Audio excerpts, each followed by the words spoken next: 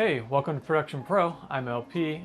I had to break this video up into 3 separate ones. So there's one on the toolkit, the set bag, and the tape roll. So make sure you check all those videos out. Let's start out with the tool bag.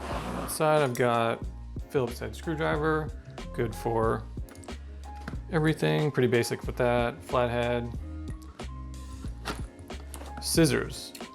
Now these are pretty important because we use them to cut Velcro to put on the camera a lot. And these particular scissors are titanium, and so the glue from the Velcro will not stick to them. I've never had to clean these scissors because they're really good at staying clean with the gunk. I have a C-wrench here.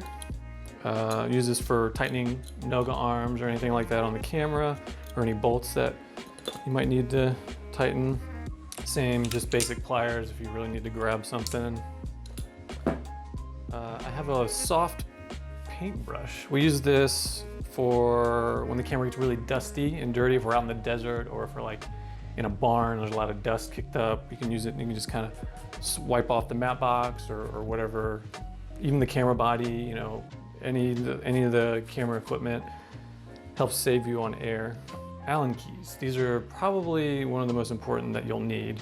Use these for adding accessories to the camera body, with a cage or any kind of accessory that goes on the body. I have standard and metric. Different manufacturers use different types. So, you know, like if you're working with like an ARRI camera from Germany, if the camera's from Germany, they're gonna use metric. Some other ones use standard. I personally like these L ones because they're small, compact. You can just pull them out. You can kind of get into tight spots. There are other versions where it's kind of like a Swiss Army knife. I'm not really a fan of those. And then also like the T-handle ones, those are pretty big. They're also expensive and they take up a lot of space because you have to keep them on your cart. I like to keep as much room clear on the cart as possible. I also have a Stubby flathead. This is great for putting plates on the bottom of the camera, like really cranking them down because they gotta be really tight. You don't need this particular one. This one is pretty expensive. I think it's like 60 bucks new, but I have this one right here. This one's, I've got the first one that I got. It's just a short stubby that you can use for this, you know, basically the same tools. This one's expensive. You can get this one later. This one is very handy because you can really crank down on it. But until, you know, you've done some jobs and you made some money, then, you know, just start out with one of these. Camera wedges. If you're setting the camera on a flat surface and you just need to tilt up a little bit, you can kind of just, you know, come in here and level it out with the wedges and get a little tilt to it. Or if you're in a hi hat and on the ground or some uneven surface, you can use them to level out the hi hat or low hat. I've got here just a multi-tool. It's great just to have, you know, it's good like if you to throw in your run bag if you're like going in a car or something, just to have like a multi-tool.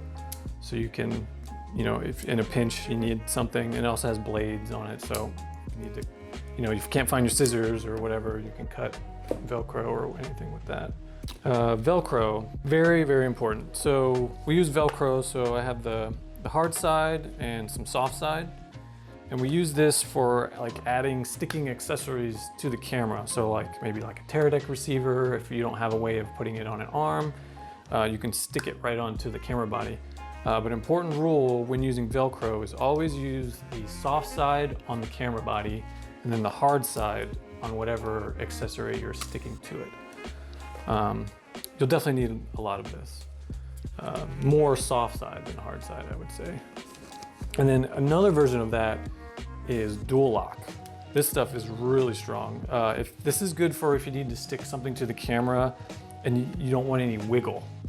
So like an example is if you're putting a Teradek transmitter on a camera body that's going on a gimbal, like a Ronin or a Movi, and you know any kind of wiggle will mess up the balance. So you kind of put this on your receiver and on the camera body, and then it will snap right into place, and it will not jiggle.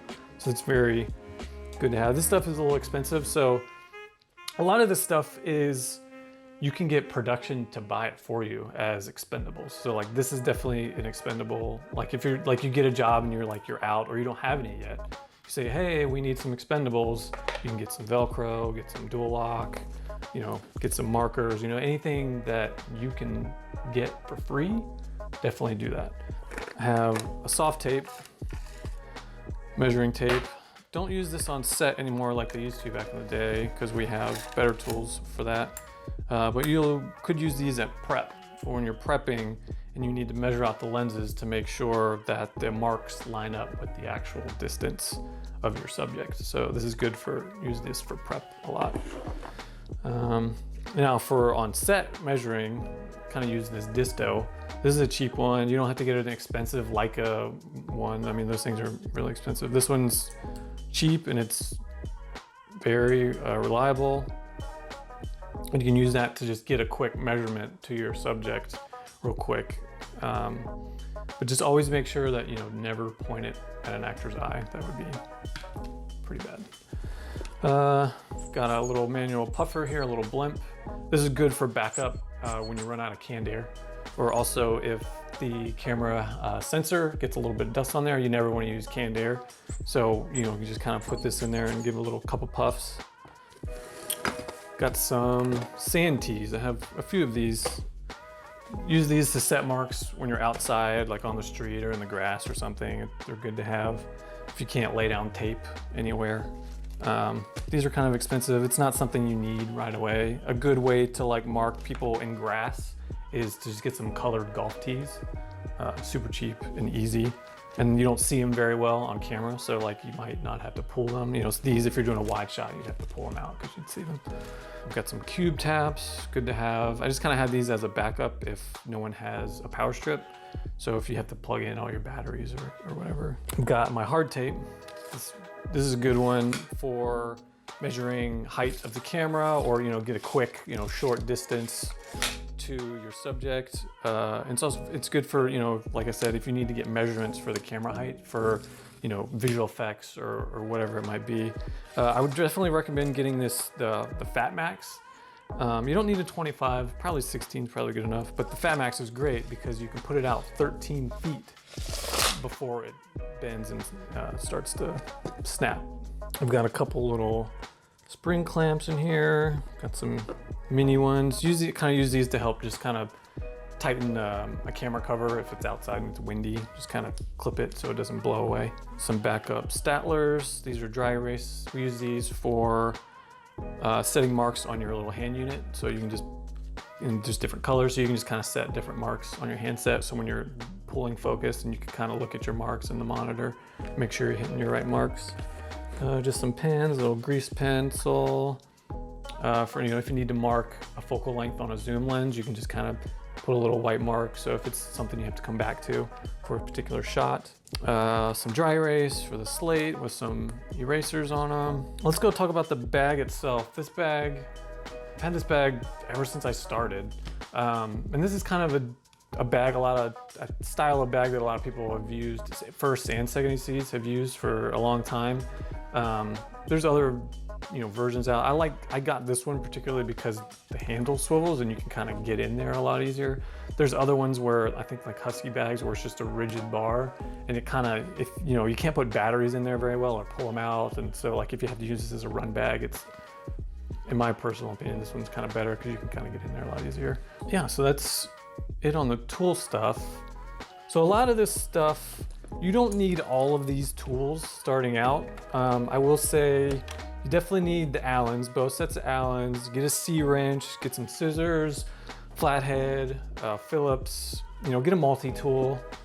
You'll need Velcro, you'll have to have Velcro, but like I said, you could probably get production to buy some of that for you. Same with the markers. If you guys have any questions, let me know in the comments below. Thanks for watching. Don't forget to like and subscribe. See you next time. Going off walkie.